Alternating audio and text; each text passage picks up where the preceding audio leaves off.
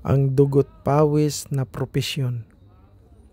Hindi lahat ng tao naintindihan kung gaano kahirap ang trabaho namin. Ibang level ang hamon, lalo na kapag mataas ang voltahe o kapag nagtatrabaho ka sa ilalim ng init ng araw o kaya ulan.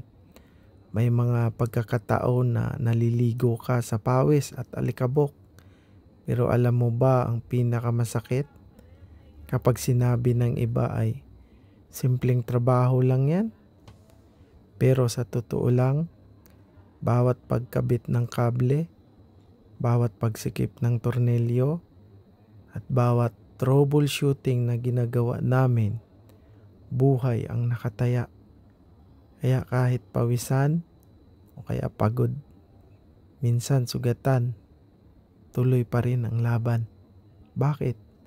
Kasi alam kong may pamilya at mga taong umaasa sa akin. Ganon tayo mga master.